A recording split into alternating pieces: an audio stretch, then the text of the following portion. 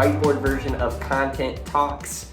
My name is Austin Savage. I am the owner of Austin Savage and Company, and it is good to have you here. So today I want to talk about what it means when we talk about having an integrated approach to content marketing. What does it mean to have integrated content?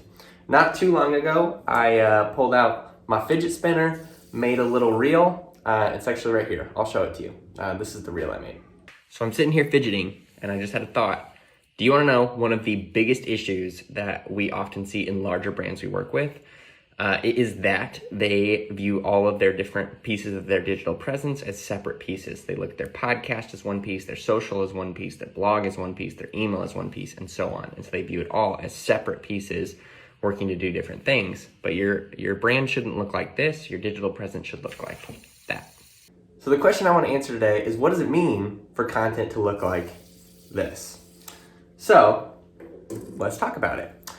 Just recently, we had a podcast episode, and we were talking about kind of the classic rule of 7 when it comes to sales and trust and kind of people making a next step or a decision.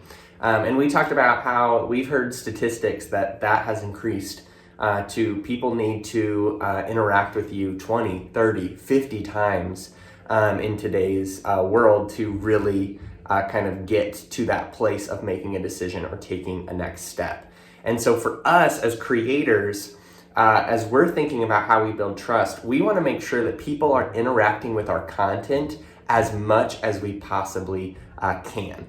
And so what that means is you want to make sure that people are interacting with you in as many places to build your brand and build your community. So that's what integrated content is. It's how can we connect each of our platforms to talk to one another so people are getting these interactions, they're having more touches with our brand. So let's go through it. So you as a brand, you might have a bunch of different channels. You likely, and you might not have all of these, totally fine, just an example. So you likely have a podcast, or you might want to someday.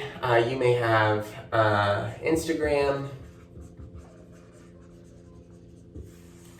You have a blog. You have email marketing. You have Facebook. You have your website.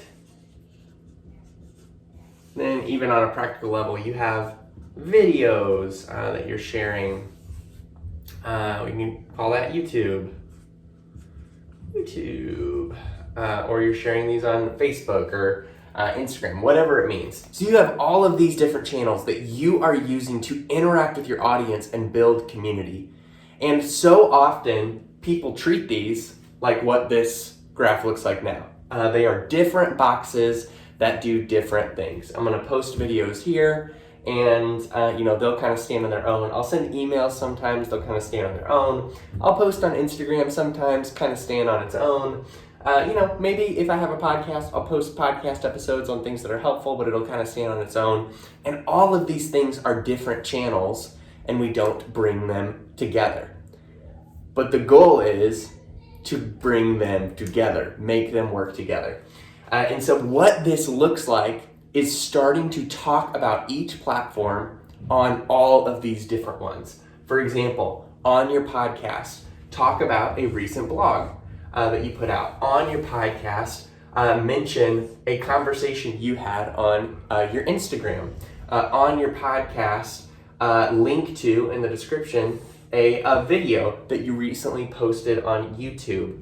On your blog, you are writing an article, you're linking back to a podcast episode where you are talking about a similar topic, kind of diving deeper. On your blog, you are linking to the video that dives into that same topic. On your blog, you're saying, if you follow us on Instagram, you may have seen, and you're linking Instagram. They're gonna see you there. Or you're linking Facebook, and they're gonna see something there.